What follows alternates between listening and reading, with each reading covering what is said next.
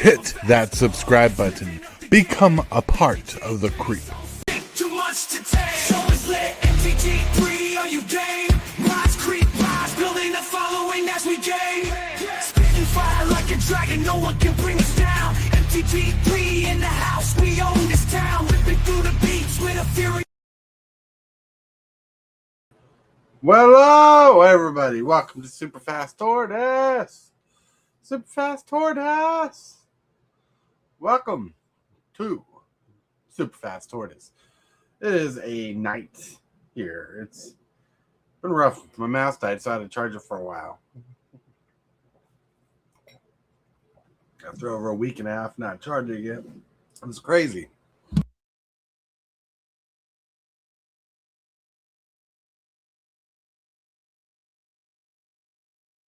Excuse me, inhaled some Kool-Aid.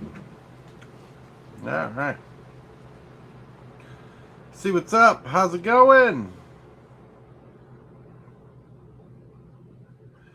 It is a crazy day out here today in the Tortoise Land. The Tortoise Land. Tried burning a CD today, or a mix CD, and it didn't burn. I don't know why. I was dumb enough to close out the burn list, thinking the CD was going to work, but it didn't. It didn't. The whole thing was ejected from the CD player ripper thing, and said it was done. Said it was done. It was crazy. Yeah. Hold on. Yeah. But it's chilling, chillaxing, relaxing, acting like a cool dude. I wasn't expecting to do a chat and chill tonight, to be honest. It was all planning on playing a game of Commander tonight. That didn't go through on my buddy's end. It was ridiculous. Ridiculous. Yeah.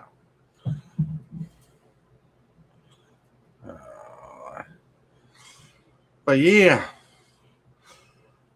But my friends, I went live on StreamYard today, so if any of my YouTube buddies want to hop on, you can. I'll send you a link through Discord as long as you let me know. Just let me know how you're doing. I see a couple of you watching. Hello. How's it going? It's relaxing. Been going through decks this week. Going through Magic cards, which I'll look through this stack of Magic cards. Going through Magic cards, seeing what I got. Waiting for the Teenage Mutant Turtle set to be released in a month. Yeah. You guys excited for Teenage Mutant Ninja Turtles? Teenage Mutant Ninja Turtles. Teenage Mutant Ninja Turtles. Teenage Mutant Ninja Turtles. Turtles in a house show. Turtle power. That's right. Tyler, hello. Welcome. What's up? How's it going? He says, sup. What's up? Just looking through Magic cards. Just talking, chatting. I'm trying to get my brain fixed for this chat and chill because I wasn't ready for a chat and chill today.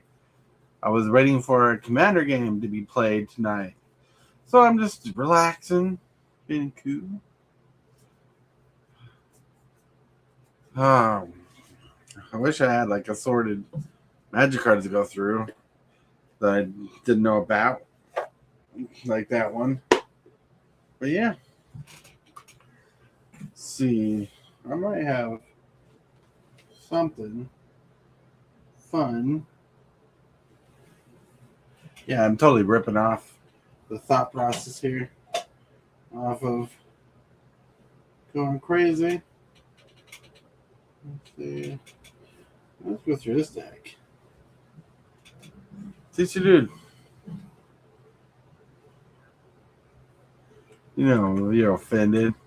Well, if you want to hop on, TCG dude, you're just one click away. I sent an invite to everybody on Discord and no one responded. No one responded. Because everybody has their Discords on mute. Because like some people are just a part like of 99 Discord channels for some god awful reason, and they're like, it helps out. I get to see what people are doing. You don't even watch half the people you're watching with 99 things. Like you got 99 Discords, and for 99 YouTube channels, you don't watch all of them. I'm talking about someone in particular, if you can't tell. But it's crazy. That's a lot of Discords.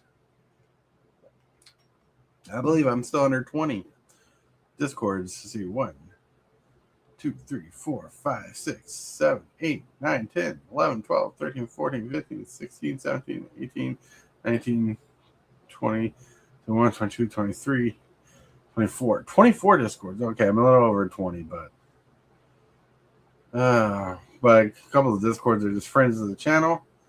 Some of them are other big channels. Some of them are people who are no longer here.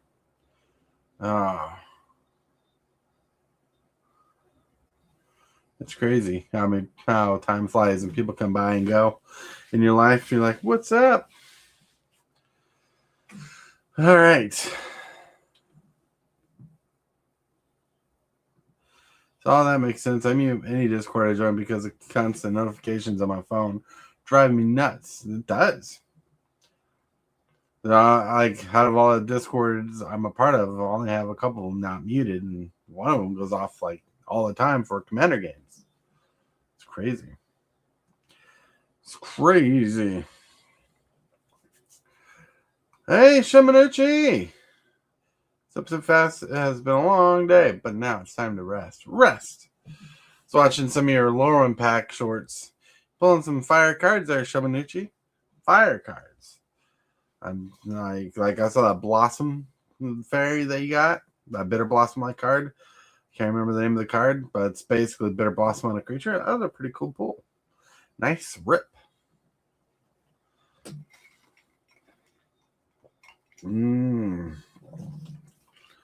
But yeah, chat and chill.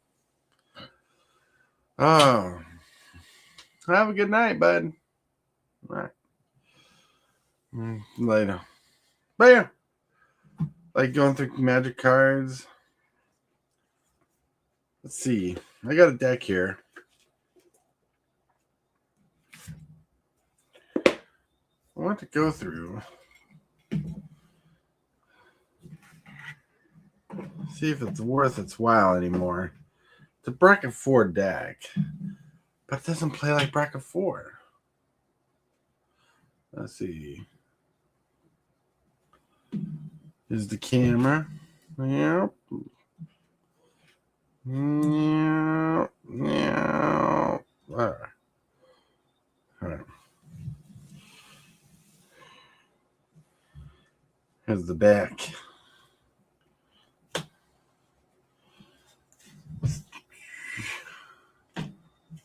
Every time I go through a deck, I take out the lands to get away from the spells in the deck. I believe in you. I believe in you. Yes, here you go. Here we go. Farewell, now game changer.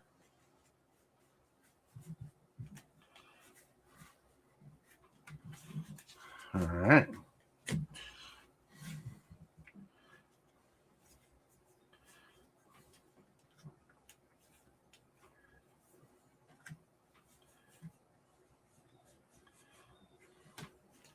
Separating these lands is always fun. Yeah. In this deck particularly, because all the lands are like fancy or something. Or all the basic lands are fancy. Not all the non-basics.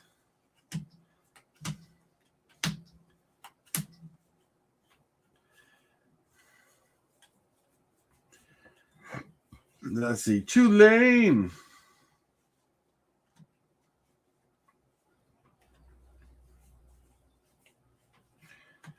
All right.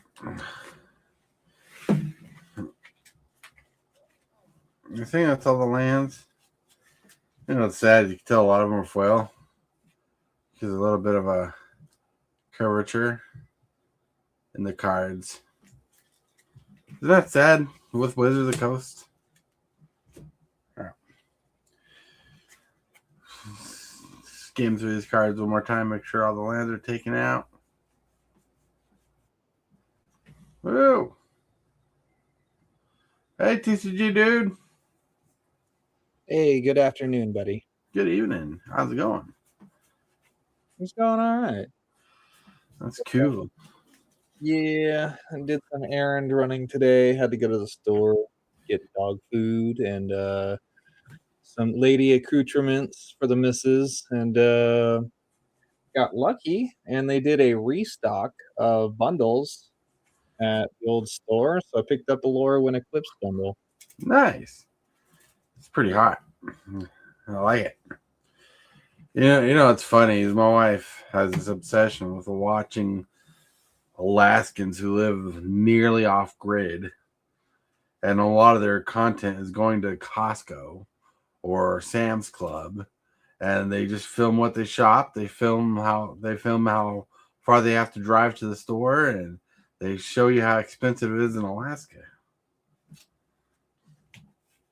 Yeah, that's what's up, man. We do have a Costco membership, and we'll go on occasion. I actually went there to go get baby stuff, diapers and wipes and all that. And on that same trip, I actually picked up one of those Spider-Man web slinger kits, like the Costco bundle. Yeah. Yeah, they had reduced it from like the $38, which is not a halfway decent deal, down to $30. So with the lands and the promo card and 6 booster packs, kind of couldn't go wrong. Can't go wrong. That's awesome. That's like yeah. Well, Lorwyn's such a good set. I know you got the Spider-Man bundle, but Lorwyn's been such a good set. Like I opened 3 packs and I didn't get like any major money cards. I think the most expensive card I pulled was like an $8 card. But out of all the packs, each rare, I feel like I can play in a deck. And I'm like, that's pretty rare for Magic for me. Yeah, it's a very playable set, both in limited and construction. Well, I guess Commander. When I was trying to explain Cube to my friend earlier today and how it was like a replayable limited thing, Commander got brought up in the discussion. And I called it constructed because it's a deck that you have made that you show up with. But I don't know if people generally in the Magic space, I don't know if people generally would consider Commander constructed, right? It technically is, right? Right. It technically is, but no one calls it that. Because right. I think it's because people like us who played in tournaments and standard and modern and stuff like that, constructed was considered the primary format for Magic. Instead of saying standard or modern, it's mainly standard got the name constructed, but then they started calling constructed formats. And but like on EDH never really picked up that name. Right. I guess it does help differentiate the two. Right. Oh, that's not a mana rock. Holy cow.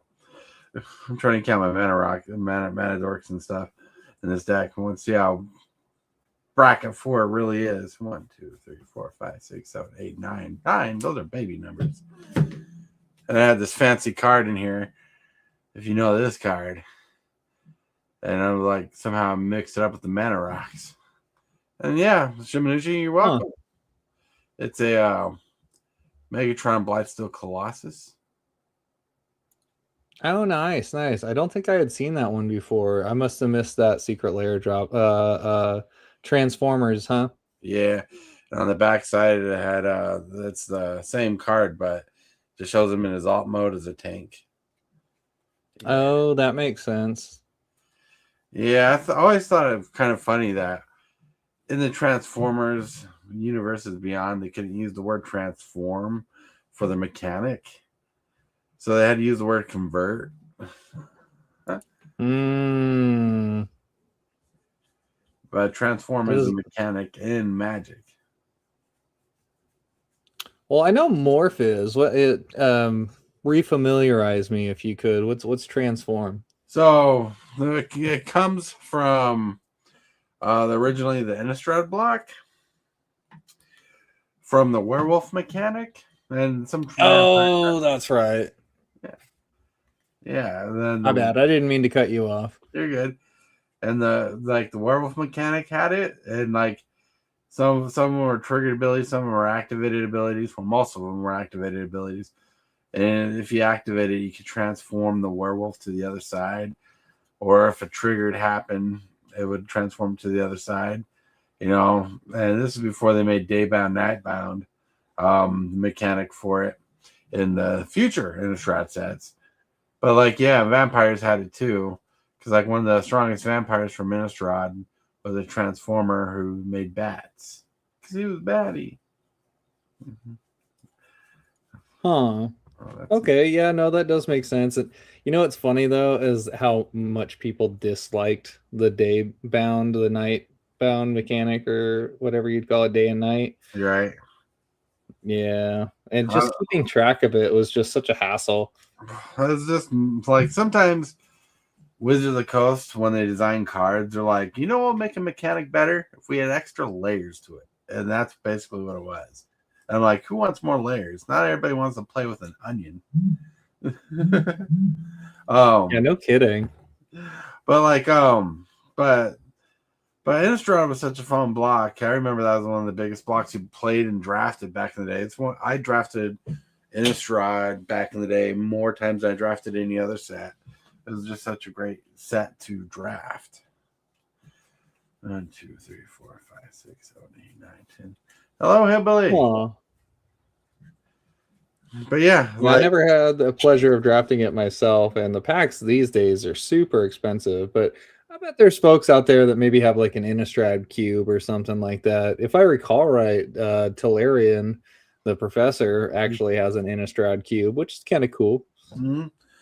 But if you want to get into drafting, and if you haven't drafted it yet, I suggest picking up Lorwyn and trying to tribal draft. They'll give you the same kind of feeling, but it'll give you more of the same feeling as drafting original Lorwyn because they cared about tribals and stuff like that, typals or whatever they want to call them, kindred.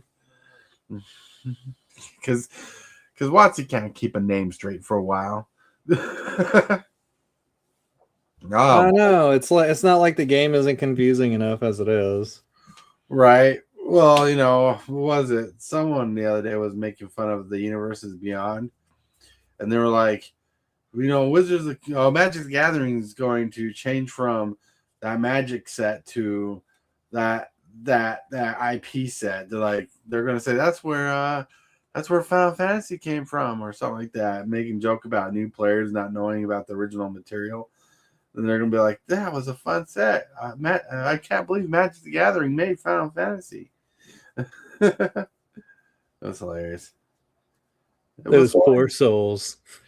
Well, you know, Wizards of the Coast has one thing that a lot of companies wish they had, and this is not including Pokemon and Yu-Gi-Oh!, is they have a multi-generational gap of players playing. You have many different generations playing the game, new generations constantly coming in, and you have families who are teaching their kids this game, and Wizards of the Coast is like, we're going to change everything up. So, you know, it's crazy how long Magic the Gathering's been out, and then they're making all these changes. What seems like suddenly, but now it's been over 10 years since they started doing different things and changes like dramatically.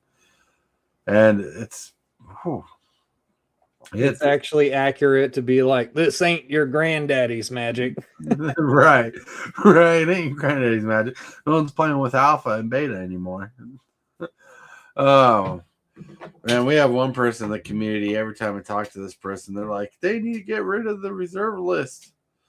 I'm like, that's like, and I think what Wizards is doing is what Wizards is doing is trying to make the game so good compared to the old powerful cards back in the day. And I'm not talking about every card back in the day because not every card was powerful, but like all the powerful cards back in the day, they're trying to make the game more powerful than those nowadays. so people will just forget the reserve list exists. Then I don't know who's out there shit posting fake news on Facebook, but there's like on one of the Facebook groups that I'm part of, not the group like themselves, but someone in the group's been posting like fake articles about Magic the Gathering that I've been having a hard time keeping up with what's real news and what's fake news. Because like when Lorwyn came out and the turtle thing messed up, like you know how the turtle cards were in some of the packs. Like yeah, I'm familiar with that. Yep. Right. Someone posted like a M30 Magic 30 version of Dual Land, and they're saying people are opening up Dual Lands in Lorwyn. And I'm like, that can't be real. I mean, if that was real, that'd be so crazy. Right? People would flip their lids if that was real. Yeah, I mean, I guess that's just kind of the internet for you, though. You know, like you got to definitely learn to filter out what's obvious and what's not. But sometimes with stuff like that, like, yeah, it would be, I wouldn't say hard to believe, but like it happens so seldomly that hearing that the next set's cards are in the current set's boxes is just like, what? No way. You know? Right. But yeah, like I didn't believe that until someone like pointed out that was a real thing, and a couple articles afterwards came out about what Wizard of the Coast is trying to do during pre-release. Which I think what they did, I think Wizards might have done it a little on purpose, but like at the same time, the way they handled it just sounded like so dumb. They were basically telling people who opened up these packs with the turtle card in it, and they were telling the stores that tell them to take the card away from them and give them a random rare out of a booster pack that the store is basically flipping the money out of. Like, that made no sense. I don't know if Wizards of the Coast said they'd pay him back for the loss, but like Ray was saying on the show a while back ago, that his store said, you know what, F this. We can't take the money. We can't lose the money in packs for this. So if anybody opens a turtle card, it's completely legal to play in the store if you want to play that turtle card. You know, if you're going to keep it. Yeah. I was on for that episode, and whilst I don't exactly agree with Wizards requesting to take back the cards, Right. Although I understand the logic that they just don't want them in circulation, I personally don't agree with Ray's Store's decision to have them be legal in the event, particularly because as somebody who's been being more competitive the last 2-3 years in Magic, I study the sets. You know, I watch the previews, pay attention to uploads from other content creators out there for like set previews and stuff like that. And it would just be such a feels bad to be having my one-on-one match. Maybe I'm right there on the last round, and then I lose to a card that's not even in the set. Like, I get that the special guest list is kind of like the exception to that, but it is designed to be in the set, so to be loosely expected in a limited format. But yeah, I think the more proper route would have just been like, okay, keep your Turtles card, and we will basically, you know, open a booster pack or you know, exchange it out for a different rare, which, yeah, that is eating the cost, but I'd consider that more fair. But, you know, I don't own the store or the LGS or whatever, so not my call to make. But I'm glad that they were able to make it fire regardless, you know, because the hype for the set was pretty real. Right. And like some of the cards people pulled from the turtle set could probably possibly not work with the set, or sometimes it might break a set. You know? Yeah. Which I understand that logic behind your thought process there. Like, yeah, I'm sure all in all they all had a good time. And he did mention that nobody, at least knowingly or admitted to having opened one. So no problem, right? But Right. yeah, that wasn't the case for every store. My store, or the store that I play at, rather, did not have any folks open up TMNT cards, and that was their solution. Hey, if you open one up, set it aside, we'll give you a new promo card. I'm assuming that they would have to just open a booster pack on the fly to make that happen, which Right. again does eat costs. But yeah, no, it was fun all in all, man. What was the last pre-release that you went to again? Tokyo Dragon Store. Oh, nice. So, that's one that was semi-enjoyable for me. Mhm. However, I one thing I didn't like about the pre-release experience of Dragonstorm was that the kits were aligned with the clans. So there was 5 different types of kits, and they Right. would have a seeded pack with a rare mythic and a couple other cards that were in those colors. Right. So if that's just like a color pairing that you don't like or a clan you don't like, you were kind of pressed up against the wall with that choice, which kind of sucks. But I'm sure a lot of other people enjoyed it. They're like, "Oh man, it's Teamer! I wanted Teamer Dragons. I love it." Right. Well, I wasn't a big fan of how my game store handed out the packs because I'm used to you pay for a pre-release, you get to choose which clan or guild you were part of, and they didn't Right. they didn't do that. They're like, nope, you're randomly picking out a bag, and I ended up getting Jeskai, which I got some good pulls in it in the pre-release, but like everybody who like won a lot in the store were all Teamer decks and the Mardu decks, and I was like, I wanted Teamer because I wanted to have a chance to pull the dragons. But a feel bad thing about going there is about playing pre-release, even though I love limited.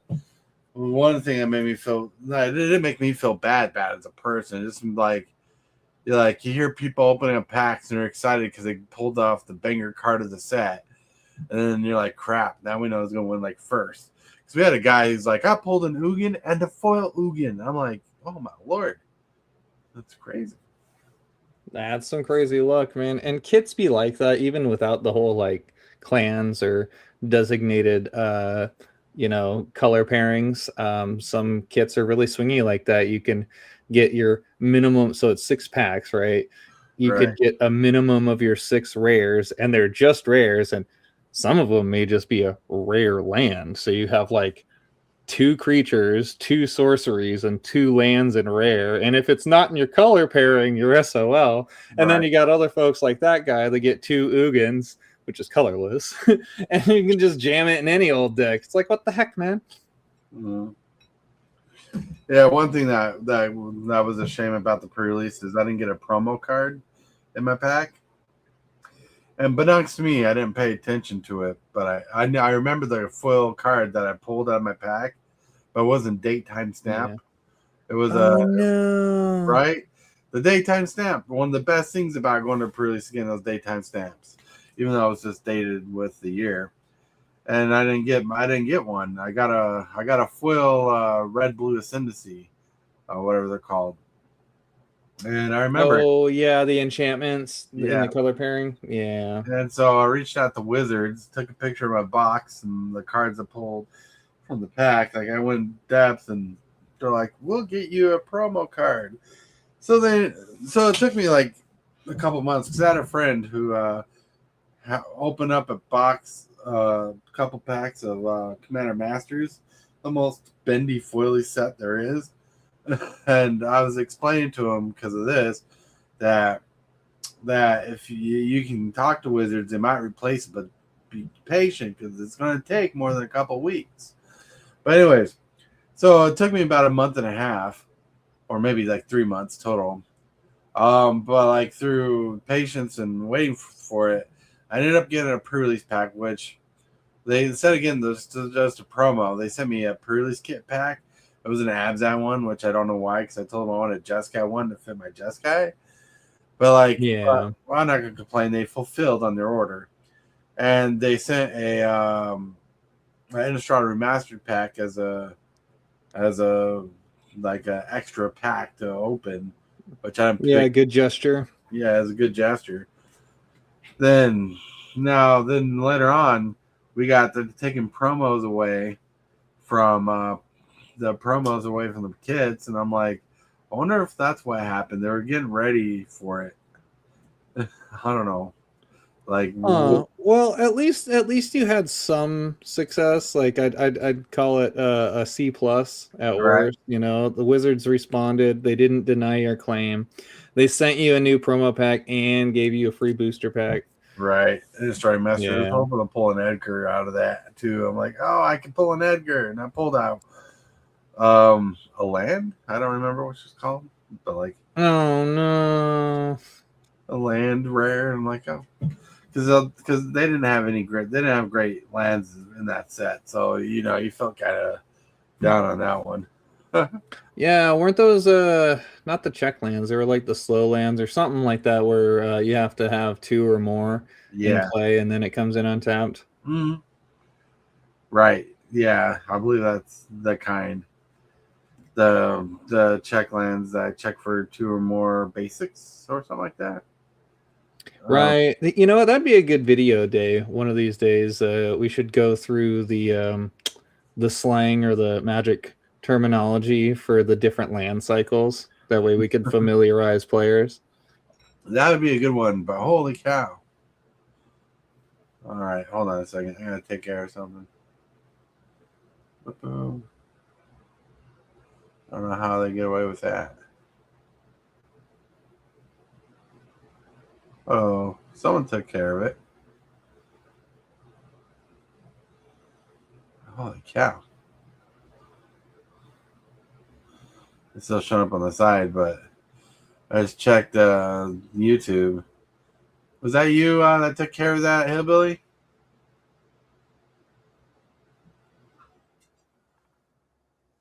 Oh, geez. Yeah. Looks like they took care of it, but like, yeah. Let's see. That's some spam if I've ever seen it. Yeah. Took it on this end. That was crazy. I've never seen that happen before, except on Discord. Which I don't know how they get away with verifications on Discord anymore. Yeah, no kidding. Oh, yeah. So apparently, I didn't watch the video yet, but I guess Discord's gonna have new ID/age verification settings. Right. That's really unfortunate. Yeah. Well, because they got like you have people who have Discords, and some Discords have like areas on their Discord for more adult themes and stuff like that. Which I'm not a part of any of those, but you can. Then kids are getting away, looking at things or reading things they shouldn't. In that basic genre of thought process. Oh yeah, no, you're right. I agree with the protective side of it. Right. Absolutely, because Discord, I mean, pretty much prior to now, all you had to have was an email, and you can make an account and join into any server bidding that it's open. And yeah, people be posting all sorts of crazy stuff. And well, Discord's been used for like criminal activities and stuff like that. So I guess it's a good. I wouldn't say firewall, but a layer of protection for Discord and for the users. Right. Yeah, they have to do that. What the heck is that? Literally. They're back. Getting spam-boozled. This guy. Well, that's the second time it happened. I banned the original one, so it makes me wonder how they got in again. This guy. Whoa, whoa. It's TCG dude with us today, Lulu. But hey, welcome. We're just chatting, chilling. But yeah, I was looking at my bracket 4 deck, and I see how bad it is now. I don't got enough removal.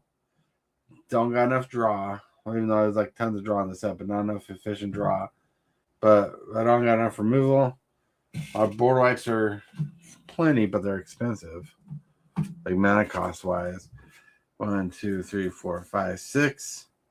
6 board wipes. That's ridiculous. Megatron's not really a win condition in the deck. He's just there to win if I could take extra turns. But holy cow. Yeah, that is kind of what I was going to ask next is what's your win con there? 3, 4, 5, 6. I got six removal. That's low. 6 removal, 6 board wipes. That's crazy. I don't know. I'd have to reassess my deck and tear apart a couple other decks to make it better, apparently. Because geez. So I got 3 time walks in my deck, or 3 times. So I got time warp, temple manipulation. I want more, but geez. And I got walk the Aeons, which was sent to me by Time Capsule. That was awesome. No, that's pretty legit. I like that card. So it's basically extra turn, but with buyback. What's the buyback cost again? You sack 3 lands or something? Yeah, sacrifice 3 islands. Ah. Yeah. You're good, Lulu. You're good. Yeah, it's just there for extra turns because, like, it has one way. It has kind of 2 ways to do it. I think. Let's see. Oh no, it's in the 4 slots.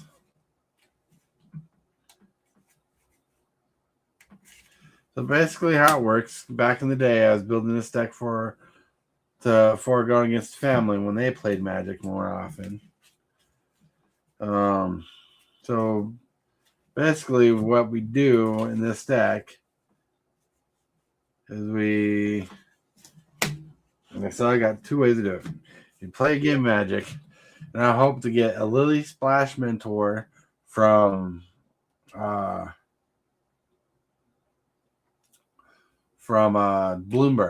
right? Cost 4 mana. It's a 4/4. As reach, it says you can pay 3. You exile another target creature you control. They return to the battlefield under its own control with a +1/+1 counter on it. And you activate it only as sorcery. But anyways, what you want to do is be able to activate it, and you can activate it multiple times because it doesn't tap. And what you want to bounce with it is an Eternal Witness or a Timeless Witness, right? So Eternal Witness and Timeless Witness bring a card back from your graveyard to your hand. Right. And Deadeye Navigator, it costs 2 to do it. It's a 6 mana creature, but it costs 2 to do it. I won this off a fellow YouTube's channel. That was awesome. But anyways, Sweet. So you either want one of these 2 cards to bounce one of these 2 cards, right? So the point is to be able to each turn at least bounce this card and get back a Time Walk ability, right? Like Time Warp. So you bounce the card, you may bet you bounce the card or exile the card, return it, bring back Time Warp. Have to take an extra turn after you cast it. Like you cast it, go to the graveyard, activate it, bounce it, return to your hand, take an extra turn, next turn, repeat the process. Which that's not exactly a win con. But a win con in the deck is Megatron. And when you have Megatron out, you board wipe, clear the board so you can swing lethal at each player individually. So that's how slow the deck is. Yeah. Huh. Well, it is chaining extra turns, and that's bracket 4 worthy there. Yeah, bracket 4 shenanigans. That's 4. That's 3. 4. That's 4. But yeah, that's bracket 4. But looking at the deck, I realized why it's so slow. Because it plays like a bracket 3. Yeah, the mana value, the mana curve is just a little high. Yeah. Yeah, like, and I got cards that could probably be taken out. Like I got a Loomer Belle of the Woods, which is a banger card in other decks. She mills 4 cards, and you get a return all lands from your graveyard to the battlefield, which can be fire. But like, for this deck, I don't know. She's like a $20 card just in here. I just pulled it out of a pack foil, and when I found out it was like $20, I'm like, I'm gonna put that in a deck. Well, you don't play a lot of Commander, do you? Not entirely, no. Yeah. So talking about some of the cards in here, they're like slow for modern play.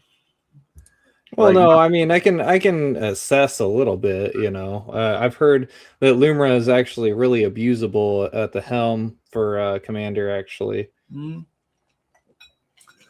Lumira is pretty fun. Yeah, because their power and toughness are equal to metal lands you control. Blue Sky. So I've been watching zombie shows. Nice, like Walking Dead and things like that.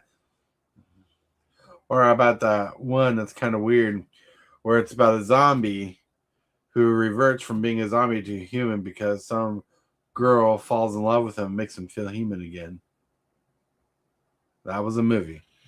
Wow. Yep, it's. I believe it starred the guy from Twilight or something like that. I could be wrong. It was a bad movie. There was another weird movie about zombies or a series. Can't remember what it's called. And basically, it's about this mortician female who's young and is like has like been bitten by a zombie, but hasn't converted to a zombie. She finds out she doesn't revert to a zombie if she eats brains.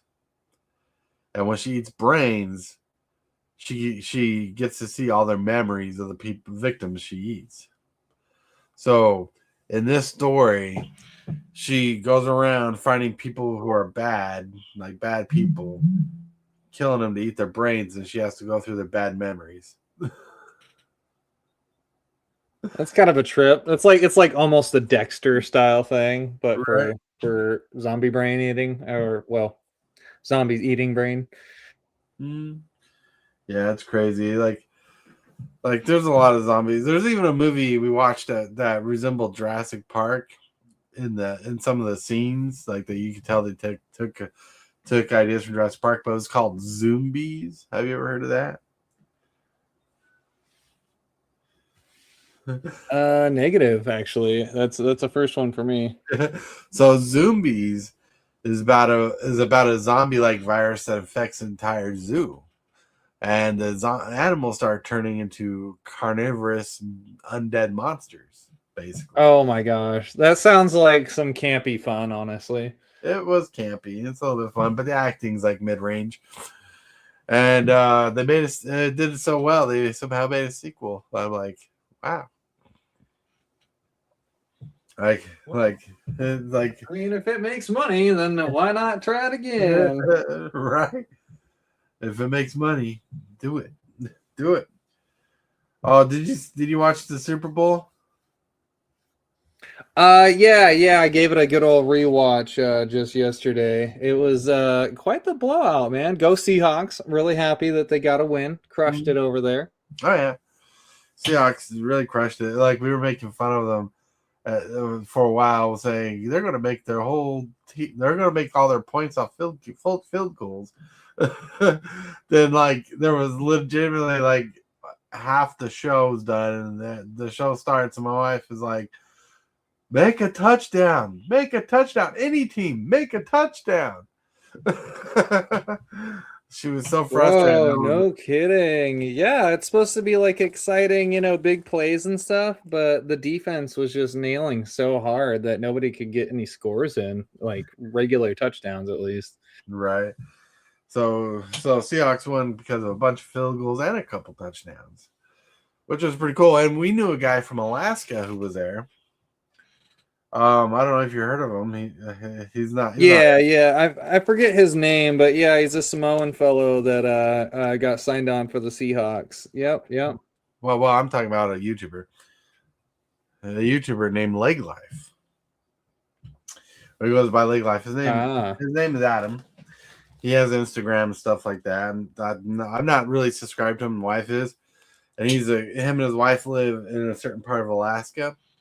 And they own a coffee shop, which is like one of those coffee shops that are for it's like one of those businesses that are for supporting and raising funds for like a charity.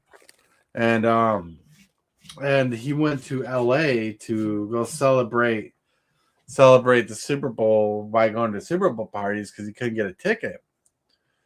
But like when he was there, he got offered tickets right behind the Seahawks field goal for a price. He wouldn't tell much of the story, but he said the tickets were sold at face value, meaning he paid the exact price the tickets were worth. And he got tickets to go to the Super Bowl. And so the next day, we watched his vlog about him at the Super Bowl. And I can't remember the pro football player, but he played against a legend Green Bay Packers football player who's like in his 70s now, who's retired, and just hung out with him and his friend. And they were chilling. And like, well, I guess one of his heartfelt moments was the older Packers dude was feeling pretty cool, so he let him wear a Seahawks beanie in return and gave him a signed card of himself, on a trading card. I thought that was cool. Oh, yeah, people definitely catch the spirit of giving when it comes to Super Bowl time. And, things happen. So it's just like, hey, man, I have these tickets. I can't go for whatever reason, or I'd rather not go because I changed my mind or something. So, yeah. So, so it's been crazy. It's like watching every round. Sorry, I don't know why Alaska keeps coming up, but it came up a couple times today. But it's all good. But still, like, have you done more thinking about your box battle thing? If you want to go through with it or anything? Yeah, man. I've definitely been dragging my feet on that a little bit. I still have the product here. It's not like I'm trying to have people send me funds and then I fulfill the thing. Like I got the product in my closet just waiting to go. And the numbers have been crunched. It's 23 a seat, 8 seats, and then of course the buyer will take care of shipping, which is somewhere around $8 to $10. I gotta double check, especially considering it's gonna be just the cards out of that box. If we were doing like some sort of random grab box or buy from other Magic products, that would increase the volume of cards, of course. But Right. yeah, $23 a seat. So maybe tonight I can get that infographic up. I know tomorrow's Wednesday, so I'd like to be on the show to hang out. I don't know Yeah. if you got a topic set up for tomorrow. No, I think tomorrow's gonna be a chat and chill day. We're probably gonna talk about the Hasbro thing that came out today. We talked a bit about it today. We'll probably talk a little bit about that tomorrow. The court case? What? The court case for Hasbro or what? No, not the court case. We already talked about the court case and whatnot, but no, I'm talking about like the earnings report and stuff. Oh, okay. But like, I don't know how much we're gonna feed into that. But like, I want to bring it up again, talk about some of the crazy stuff because like, interesting enough, Hasbro acquired the rights to use Harry Potter, and I don't think Wizards of the Coast is going to do it. Like, we thought Wizards of the Coast was going to get Harry Potter in the set, but apparently it sounds like they're saying Harry Potter is not going to be a part of Magic the Gathering. And I want to get more into it. Okay. Well, there is already an existing Harry Potter TCG. Yeah, and every other crossover we have has had an TCG. Transformers was a TCG. Let's see if I can see it. No, I don't know where it is at the moment. But like, yeah, even over on GameStop, on GameStop.com, you can pull up Harry Potter TCG product. Now, I've never seen it in the wild. I've never held any of the cards, but I have seen listings for it. Not sure how popular it is. I mean, you already know that the IP is popular. The movies and the books were very popular, but right. I never really heard anybody talking about the card game. Yeah, like I never heard of the card game, but I just knew there was one. There's always a card game for a very popular IP, if it's existing or not. Because like Transformers was an existing card game. Somewhere in this room of mine, I have or had an unopened box of the Transformers dual decks things they got, where it's 2 decks that you can merge into one, and they actually have cards that transform. All that fun jazz. Huh, that's interesting. Is it kind of like a meld, like how you put two cards together in Magic?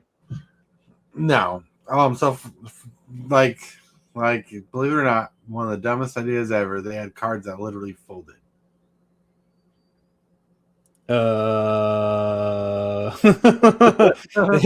I promise it's near mint. It's just been folded. Right. Like I don't know if this set's where they did it, because they have the set I have is from the basically the alpha version of the game, and I believe the next set's where they did the folding cards. Then as awkward as it is, one of the things they did to capture the spirit of the toy line of Transformers, not all cards were the same size, so they fit in different zones of your game. Okay. That must have made packaging the product a little awkward, but I see where you're going. I'm trying to figure out where the hell that box went. I don't know where it went, but yeah, it was crazy. Like wherever it went, I have it somewhere. But like you know the old oversized cards they had in Magic the Gathering? Yeah, for like the commander cards and stuff. Right. And they did that before Commander's Art card. They did it as a novelty thing first. Yeah, Vanguard. And stuff like that. But like they have cards that big for the game that legitimately sat on the side of your deck as part of your deck. Huh. Then they made a giant Transformer who was about the size of a regular piece of paper that was a part of your game too. So there was flaws. There were flaws in the game. There were things. Yeah, I mean, they got to experiment with it. Oh, here we go. They actually have it reduced price right now. That's kind of crazy. I doubt that they'd have any in stock. Whoa, it has a Wizards of the Coast wrap on there. Get out of here. The Transformers game? No, the Harry Potter trading card game that I'm looking at over here on GameStop. Oh, wow. Now, it's a Adventures at Hogwarts booster box. Originally $249. They have it marked down to $149, so a whole $100 off, and then a little bit less for pro members. But yeah, it's got the old Wizards of the Coast wrap logo on there. That's nuts. Here, I'll send you the link here real quick. You could have just shared it on the screen. Oh, I guess I can do that too. There we go. All right. Oh, there is the officially Wizards. Yeah. And then you can see product on the shelf there, and the back of the box. You can see the Wizards logo right there. Mm-hmm. So yeah, this was a thing at some point, and then we got some of the other boxes here. There's Wizards on that one, 2-player starter kit, which wow, almost $200 for a starter kit. It says 8 deck box though, so there's 8 decks in there, I'm assuming. Oh. Huh. Yeah, that's pretty cool. I wonder if there's any YouTube content out there, people opening this or playing it. Oh, does that say expert level? Don't tell me that says expert level on there. That's nuts, bro. It looks like it says expert, like a Magic Pack did. Yeah, exactly. Each hold 11 random game cards. Okay. Yeah, interesting. That's interesting. That was fun to look at. Yeah. I can shoot over a link for that later if we're talking about it tomorrow for sure. Yeah, so it's funny that Magic the Gathering won't pick it up, but Wizards of the Coast did that. Well, it's probably before the whole. I think what I read was saying because of the writers words later on in the life of Harry Potter that they don't want to deal with that drama, basically. But, I digress. Yeah, people are gonna have their opinions. I personally think that J.K. Rowling is a good author and stands for her virtues, and people should be commended for standing up for what they believe in. But not everybody agrees with it, so it is what it is. Especially the internet, so it is what it is. The internet, the SJWs. Just a little bit. That's what they were called back in the day. I don't know what they're called anymore.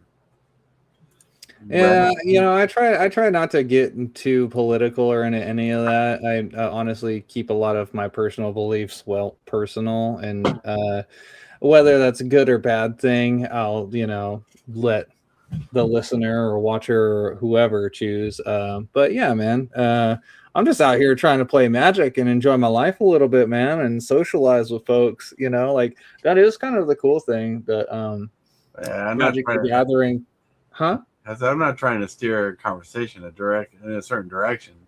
You're good, man. I was just saying what I was reading about earlier. That's it. Oh yeah, no, 100%. No, I mean, just ending it on a good note. That's one of the cool things about Magic is the fan and player base is so diverse, and you get people from all walks of life, and whether you agree with their personal viewpoints or political viewpoints doesn't really matter when you're sitting across the table from them playing Magic. That's how you're sharing time and space is playing the card game, and that's one of the reasons why I like it so much. It crosses so many generations. That's the important part. Like how many there's certain people that affected their lives in good ways, and I know there's a couple people where it's affected their lives in bad ways, but that's all personal to them. But Wizard of the Coast has spawned people to become millionaires or good business entrepreneurs and stuff like that. They affected people's lives in a lot of good ways. So hell, how many people are selling online the Magic cards? Just aside yourself.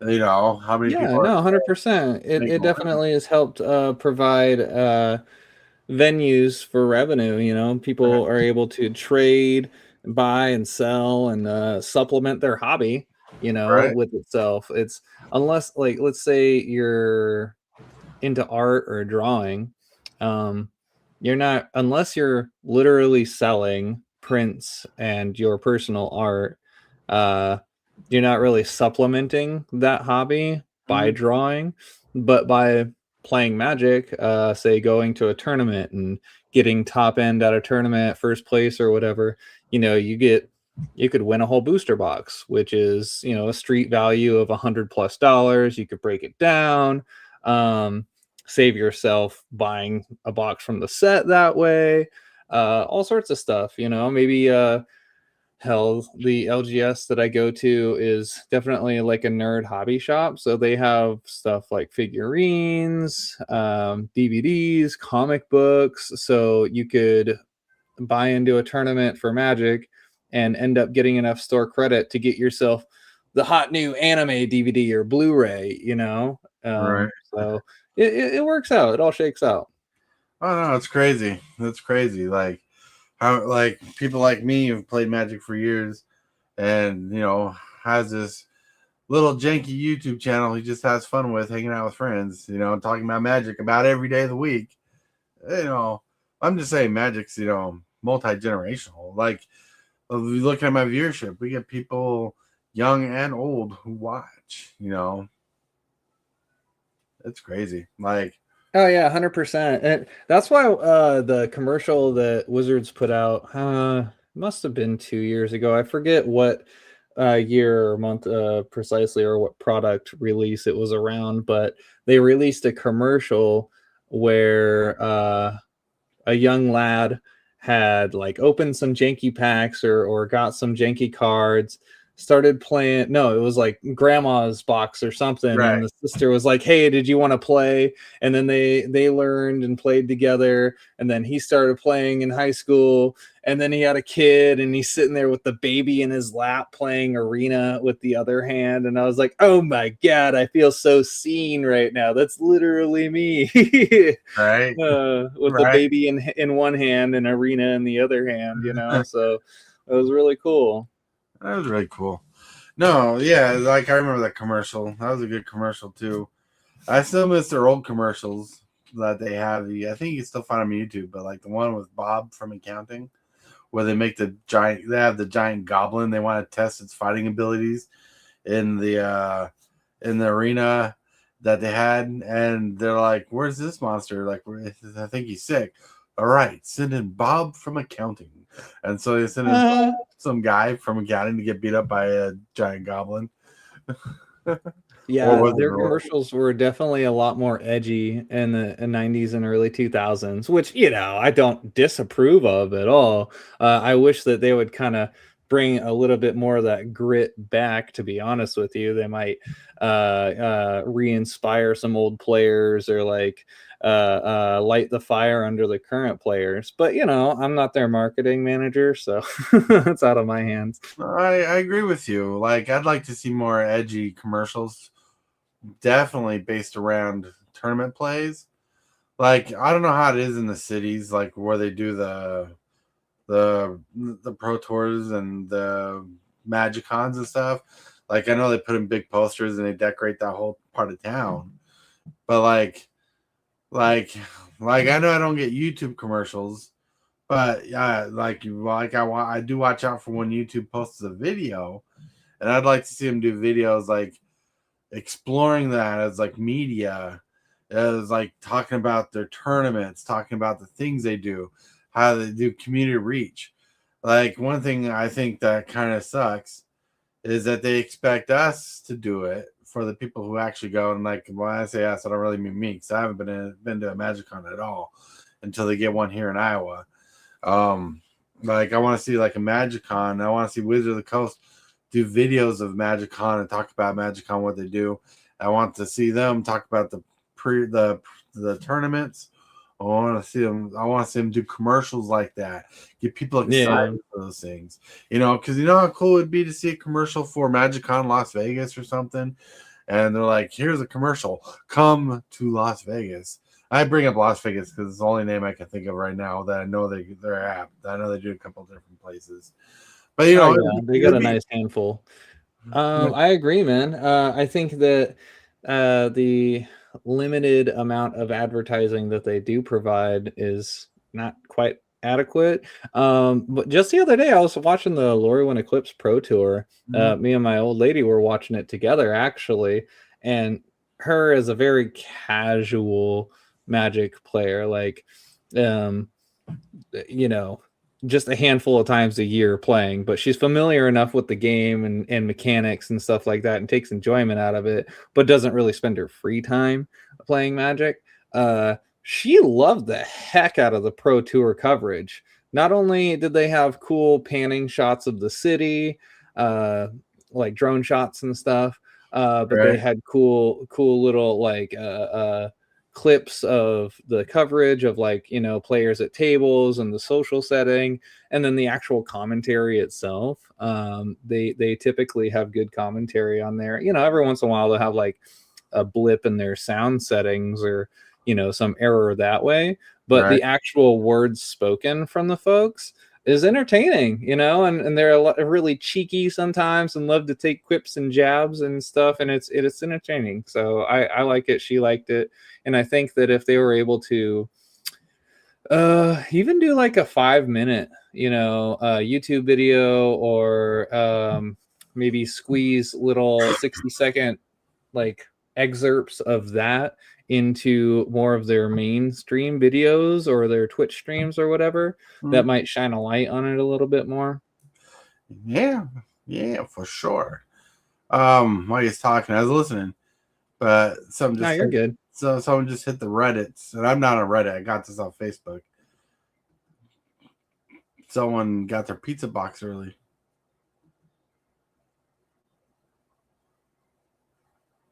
for Turtles. Oh my gosh. I wonder if that's like they pre-ordered it from Amazon and it came in early or what. Yeah, I don't know. There was no article around it. It just popped up on Facebook, and I'm like, those are real pictures. And you know what? They're high quality pictures. That's crazy. And there's multiple postings of it at the same time from different sites. Ooh, that's crazy. 3.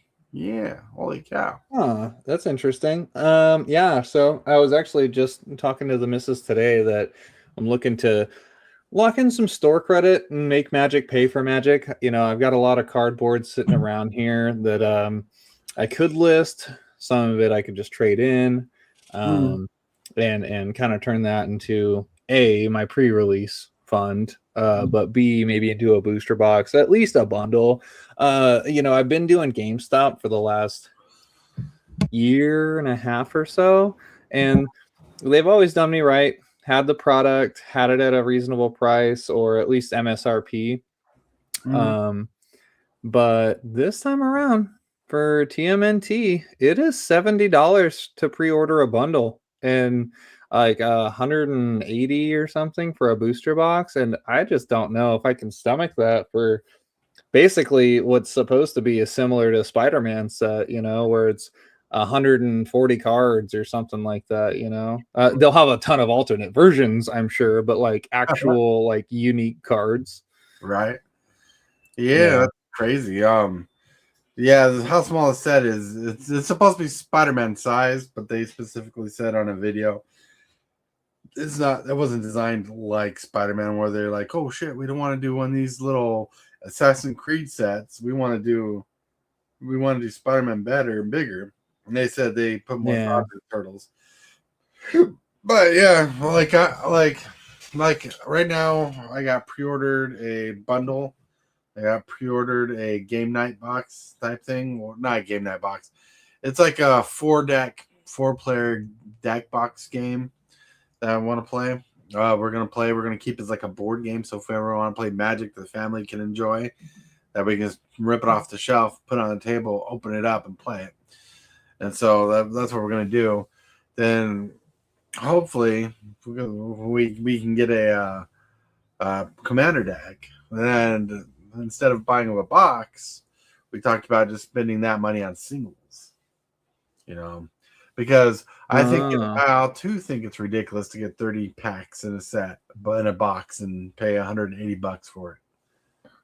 So if you get singles, Right. Well, if it was a Masters set, you know, like double Masters, maybe even Commander Masters or something, or Modern Masters, Masters 25, anything that's kind of a powered up, souped up Master set, you know, maybe it's got fetch lands in there, maybe a Force of Will, you know, stuff like that. That would be a lot more reasonable. But for a standard legal set, even though it's an IP upcharge, it's just a little too much, man.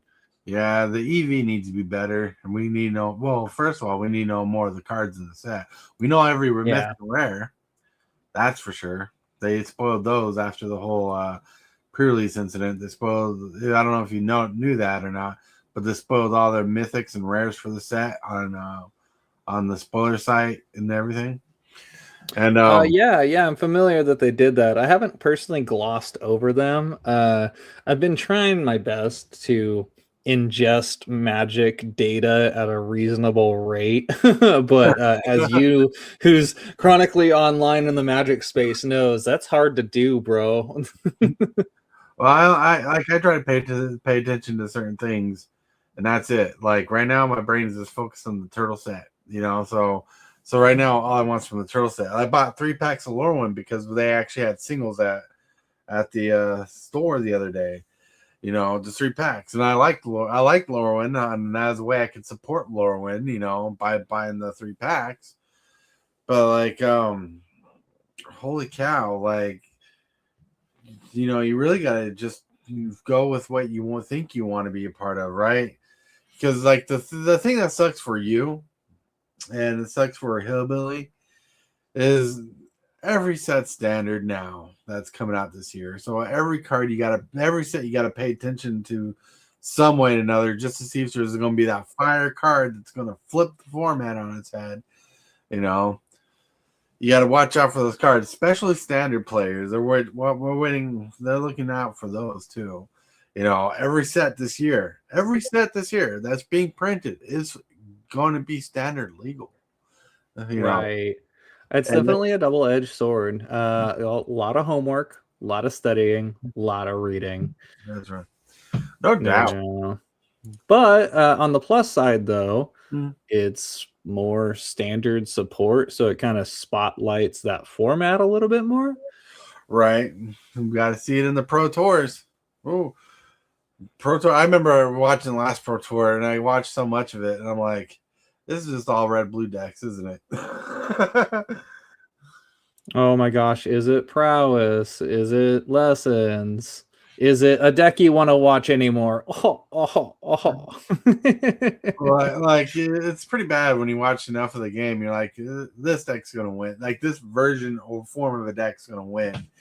You know, like my favorite Pro Tour to watch was when Brian Dewin was in. I believe that's his name, Brian Dewin. Ah. I could be wrong on the name, like the enunciation or something, but I think people call him BBD or something like that back in the day. And or BDB or BBD, I can't remember. He was a big bald dude like me, but he played the Big bald dude, BBD. Yeah, that one. right. He won the tournament with a Bant deck from the last Innistrad set at the time, the middle Innistrad sets. I think we went there 3 times now. Was it? Yeah. Oh, Shadows over Innistrad? Yeah, Shadows of Innistrad. Yeah, Nice. he went up the Bant deck, and the wife and I were engaged. The decks were different, right? The decks were different. People were playing different decks. We were actually rooting for people because we can tell who was there by the decks they were playing. We were rooting for BBD to win. We thought it was Right. See, Yeah. that's the thing too, is that a lot of folks forget that just because your sport is not physical doesn't mean it's not a sport, right? Chess is a sport of the mind. You know, it's pretty cool thinking about sports. Ah. I don't know the lady's name, but I saw a couple of articles on this female pro Olympic skater who's been very vocal lately about Magic the Gathering, and she loves playing the game. Yeah, I saw that too. I think it's Amber Green. I'd have to double check her name. But yeah, she was quoted as saying she goes to the LGS and plays often, doesn't care that it's nerdy, it's fun, it's what she likes to do. Right. So yeah. I mean, but think about this. That could be a doorway, right? That could be a doorway, and this is a reach. But that could be a doorway to start getting whispers in the Olympics that maybe one day Magic the Gathering could be an Olympic event because it is a mental sport. You know, I don't know how they would do it. We had this conversation a long time ago about it. About a year and a half ago to 2 years ago, we had a conversation. What if Magic the Gathering was an Olympic sport? And we talked about different ways we could do it. Like, how cool would it be if TCG dude had the deck qualified to go play Magic at the Olympics? Oh my god, bro, that would definitely be monumental. Right. Yeah, no, totally, man. That's how you get hometown heroes. It's to kind of divert but related. Magic the Gathering used to feature pro player cards in their booster packs. Yeah, specifically around like the Time Spiral era. They may have done it before then, a little bit after, but that's when I saw them out of packs. And they were out. They were out during Ravnica block, the original Ravnica block. Yeah, and Ravnica as well, for sure. So home internet was a thing then, right? Like many folks had upgraded from dial-up to DSL at that point. Right. It was being used in schools, like regular public schools, middle schools, high schools and stuff, but not everybody was chronically online. YouTube didn't exist really, or it was in its infancy at that point. And so coverage of professional Magic was kind of exclusively on ESPN for a little bit, and even then it was super niche. I couldn't tell you what time slot they aired it. It could have been 3 a.m. for all I know. But yeah, that was kind of like, if you're either involved personally, you read about it in magazines, or you saw it on ESPN. And if you weren't a part of those three, groups there participating in that, your knowledge of any Pro Tour stuff was kind of just word of mouth. Somebody at the LGS saying, guess who won? Or maybe one of your friends paid attention, guess who won? But seeing those cards, they had obviously a photo of the person with their name. So you could, see the face and recognize them. And then on the back of the card, they had their stats, their Pro Tour wins. Hell, they even had how much prize winnings that they've gotten on the back. And, it'd be like, dang, he made $25,000 in the last few years playing Magic. Like, that was a big deal, and it was very inspiring for me. Like, dude, I'd love to get better at this game. I was like 15, 16 at the time or something. So, a job for me would have been McDonald's at $7.50 an hour if I was lucky, So to see somebody winning $25,000 off of a card game that wasn't poker, right? It's like, dude, that's so cool. And my friend Andrew Scott, he goes by Sissus Orb on YouTube, but he's been on the show before. Those cards that you're talking about inspired him to want to go to the Pro Tour, try to play Pro Tours and stuff. He's been in tournaments where he's played against Louis Scott Vargas or deck built in front of Louis Scott Vargas. So yeah, it's crazy. Like I remember we used to talk about how cool it'd be pro back in the day, and studying how back then being a pro player was more supported by Wizards than it is now financially. Because nowadays it's more crowdfunding to get to Pro Tour, but back in the day it was your own funding. But if you got picked up by Wizards, you were basically started getting a paid lifestyle to show up to events. It was crazy. That's like, it was insane. It was insane what they do. I mean, it wasn't like major money. It wasn't like enough money to pay for a whole year, but can you imagine being a good enough player? Wizards legitimately paid your ticket to play. That was insane. Yeah, 100%. I would love that, man. Love to have been part of that. And honestly, I am not making it a reasonable goal to be at the Pro Tour or to win, X 10,000s of dollars, but to get any prize winnings, money wise would be great. But honestly, I was telling my old lady about this. I was like, there's a lot of gray-haired dudes over there on the Pro Tour, maybe in their 40s, early 50s. Like, it's not over for me yet, honey. You know what I'm saying? There's still a chance. Yeah. On that note, my friend, I have got to finish plating up dinner over here, give the lady a baby break, and then I'm going to switch gears and play some Call of Duty with my friend. Season 2 dropped for Black Ops 7, if anybody watching plays Call of Duty out there. Yeah, I was about to get off the live myself because I need to get some chores done and whatnot. Normally I'd be playing a Commander game, but thanks for hanging out with us, and thank you everybody for watching. Hey, we had a good chat, chill session. Let's just get to the end show.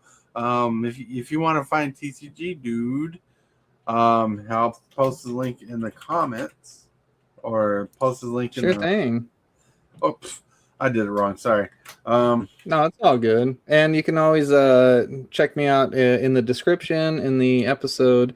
There is a link to my TCG Player store if you're looking for some Magic singles or even Pokemon singles. I actually floated off one of those today and dropped it off, so that was kind of cool. But yeah, definitely more of a Magic store. All right, but with that, my friends, we're going to call it a good night. Have a wonderful evening, and thank you for being here. All 10 of you who've been watching. And yeah, that's pretty cool. I'm looking for the outro. Here we go.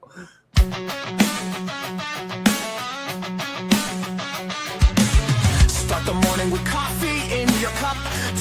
out with friends and chat it up. Bring a smile and good luck, hit that like button and let's chat it up. Good times start with us, you and me. Good morning, welcome to the morning coffee show.